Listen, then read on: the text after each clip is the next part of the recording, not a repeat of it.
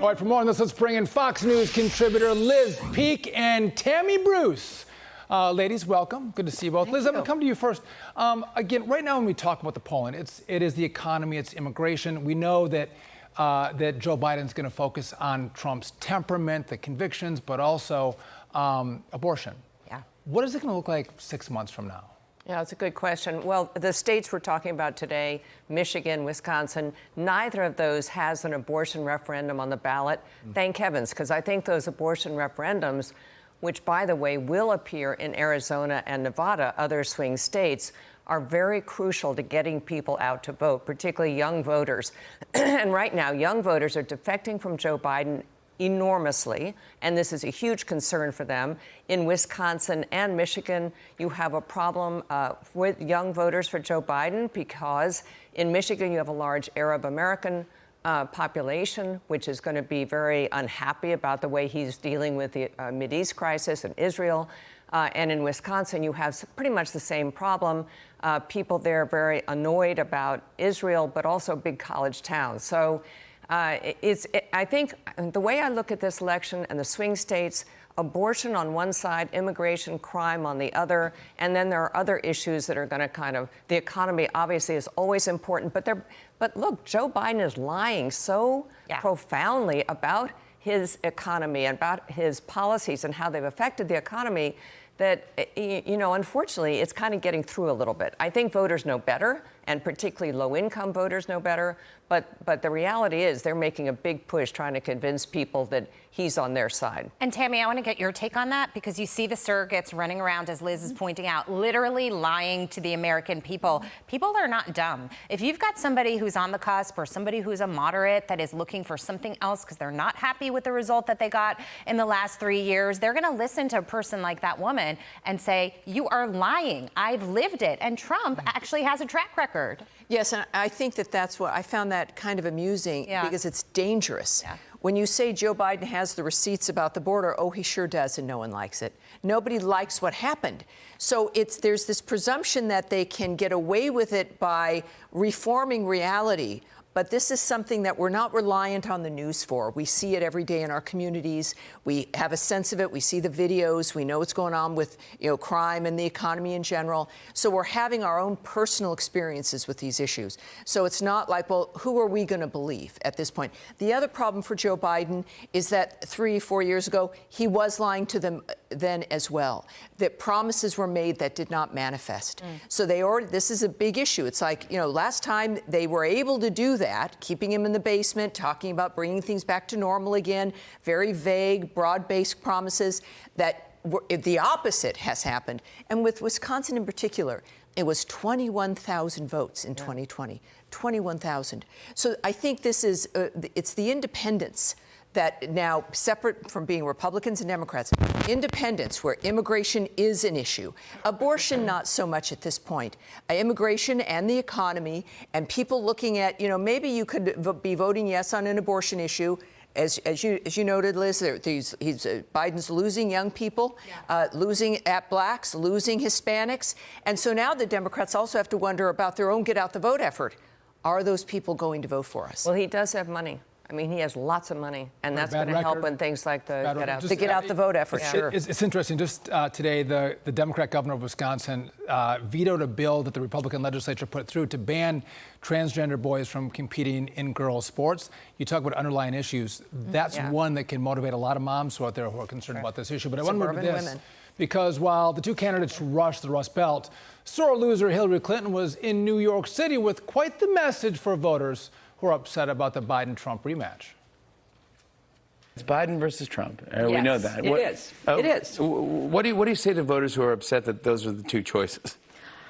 Get over yourself. Those are the two choices. Yeah, I love that. Right? And good. It's kind of like one is old and effective and compassionate, has a heart, and really cares about people. And one is old and has been charged with 91 felonies. Yeah, okay. I mean... Okay, interesting. I don't understand why this is even a hard choice, really.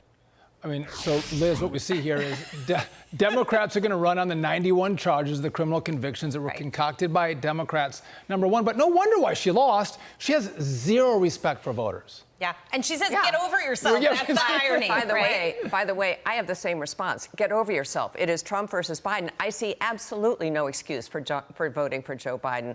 I mean, I can take everything she has talked about and turn it on its head, and I think a lot of people are doing just that. They are not excited about this choice, perhaps, but it is crystal clear that our country is in trouble. Let's talk about federal spending and how it is at absurdly high and unsustainable levels. The border, I cannot imagine anyone can argue that allowing 5 million people to come into the country illegally, and by the way, now driving down low-income wages, et cetera, is something that's good for America. There are so many things going wrong. So, yeah, get over yourself. It's Trump versus Biden. Make your choice. Tammy, I want to come to you on this because while Biden's campaigning on Trump being this threat to democracy, RFK Jr. now saying that the Democrats should actually be worried about the man at the top of their ballot. Listen to this. President Biden has done something that no other president in history has done, which is to order media, particularly the social media, Facebook, Twitter, Instagram, YouTube, Google, to censor his political opponents. If you have a president who can censor his political opponents, he is the license for any kind of atrocity. That is a genuine threat to our democracy. Well, and considering really that this core motto of the Democrats has been, saving democracy, it is the same crowd that has been trying to get RFK Jr. off the ballots, trying to keep him from being heard. I don't know how you save democracy by not just imprisoning and having 91 indictments of your other opposition, but for another Democrat from that family, where you're going to not give them Secret Service protection, where you're going to try to keep them off the ballots. If you're such a strong candidate, and Hillary can't imagine why you wouldn't vote for Biden, then have everyone be on the ballot. Win that seat. But that was the same attitude from her and the Democrats that affected her deciding to not go to Wisconsin. Whereas there are things they take for granted. Her message there, and the same reason why they just want to get rid of Bobby Kennedy, is sit back and take it, because this is what you've got coming. That is what has ruined this country. It is what they continue to threaten us with, and this is the statement election. And I think young people, just for seeing it, they understand what's happening, and certainly people of color in general and suburban women. Now they know they were lied to. They hear that kind of egotistical kind of smug dismissiveness, and enough is enough. Our families are the ones who are affected, not their families. No matter what happens in this country, the Bidens will be fine. The Clintons will be fine. Everyone's going to be fine. They're going to have their mansions and everything else. We aren't. And that becomes a serious issue in November. But RFK saying this is a threat to democracy, way more powerful than Donald Trump making that argument. I think that yes, and by the way, he's right. And he's right. Think of all the lawfare that's going on. Who's ever done that before? If the Biden people weren't scared, they wouldn't try to silence people either. Totally right. Totally right. And weak. Stay right where you are. Don't go anywhere. No way. We're on these stools. And just like that, Donald Trump posting his $175 million bond, stopping Attorney General Letitia James from seizing his assets. But the future of Trump's fortune is still up in the air. Lydia Hu has more. Hey, Lydia. Jackie and Sean, Trump's appeal will move forward. He is challenging the decision by Judge Arthur Engoron that found him liable for fraud. Trump posted on Truth Social last night this, quote, "I've just posted a $175 million bond with the sadly failing and very troubled state of New York, based on a corrupt judge and attorney general who used a statute that was never used for this before. The $175 million bond is less than half of the $454 million originally required, and then reduced by an appellate court last week. Knight Specialty Insurance Group is underwriting the bond. I spoke with the chairman of the insurance company, and he says he reached out to Trump's team to offer help, adding that he'd offer a bond to anyone, but he's happy his business is serving the former president. For us, it's easy to do. It's what we do.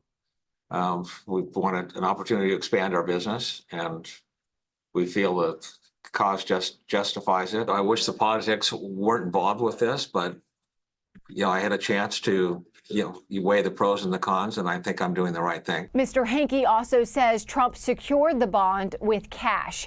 If Trump does not win on appeal, he will be forced to pay the full judgment, nearly $500 million. The appellate court wants oral arguments in September, and lawyers say a decision could come 4 to 6 weeks later, around the time of the presidential election. Jackie and Sean, back to you. Lydia Hu, thank you. It's amazing. Let's bring Liz Peek and Tammy Bruce back. Tammy, I want to come to you on this because this is exactly what they wanted, timing-wise, to make sure that they kept him off the trail to a certain degree, keeping him distracted, and potentially having a decision. I mean, this is New York, so you kind of know what you're going to get. Yeah, and at the same time, all of this is baked in. Right? People have not been asleep for the last 5 years. This has been a pounding of this man, these indictments and everything else, and we've seen, correspondingly, his appeal go up and his support increase. And I think that is what has been, Hillary said in that clip, at the first segment, where she says she doesn't understand why this is even an issue, because she's disconnected from the nature of what's happening in regular Americans' lives. So I think this is baked in, no matter, and I think whatever might happen in the future is baked in. If they're still hoping, well, if he's in jail, they'll abandon him. No, they won't. That's the point. The point is, we know what they're doing. And it is about law and order and fairness and the nature of what is the American ideal. And even the guy that put up, insured the bond. Everyone is supposed to be able to not have to pay $1 billion to appeal. All of this has been unfair, and that really strikes at the core of every American. And Liz, I mean, to that point, I mean, again, we had the raid of Mar-a-Lago over documents that Donald Trump was charged on. Joe Biden wasn't charged at all. We saw Fani down in Atlanta, how that whole charade has played out. And we've seen, again, to Tammy's point, charges being used in New York that have never been charged before. Do you also agree that the American electorate is going to totally zone out in regard to Donald Trump's legal troubles? I think they already have. You do?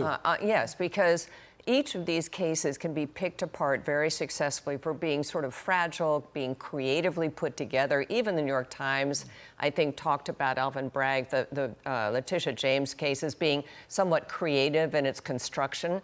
By the way, the appellate panel that basically lowered the bond for Donald Trump did the Letitia James group a great favor. Had she really moved to seize Trump's properties, to Tammy's point, his approval rating would again go through the roof. He would have made huge amount of money in terms of donations, et cetera. It went from being a preposterous bond to merely absurd. It's still unfair. I think most people look at this New York case, which unfortunately for Democrats is the first one to come up, and they recognize that it's completely idiotic. I don't know anyone in the real estate industry, left or right, who doesn't think this is an idiotic case, that no victim, everyone in the business does this, et cetera. And the Fani Willis thing is just also just sort of falling apart. I'll just add to all of these cases you're talking about with respect to Donald Trump. We were discussing it on my show today, Tammy, about how when it came to Hunter Biden, it took so long for all of this to come to the surface, and it finally has, but the statute of limitations expired. And it seems that the federal courts are trying to do the right thing because it looked so bad. But they're only able to try to do the right thing because one judge, Norika, said, wait a minute, this is weird when they were in the plea deal with Hunter Biden. One judge said, this is unacceptable, and even asking the prosecution, have you ever done this before? And he said, well, no, this is unprecedented. So one individual can make the difference in deciding whether or not we're going to actually get the truth, or you're going to go along to get along. And for whatever reason, those prosecutors at that time, who now is, the same guy who became the special counsel, or, the attorney dealing with the new investigation, they were willing to do it, expecting to succeed because they would just get rubber stamped. This is what people see when it comes to the chaos at the border, an end to any kind of infrastructure that is fair and that is reflective of order that we all have to have. If minorities and others and people who are unfairly accused or even fairly accused expect some modicum of a justice system that is blind and fairly balanced. So we're getting all the signs we need. Americans are not dumb about this. They know it. And I think this is why, and Liz is right, if they had continued, and if they do continue, this is only going to be better for Donald Trump. It's horrible we have to say this,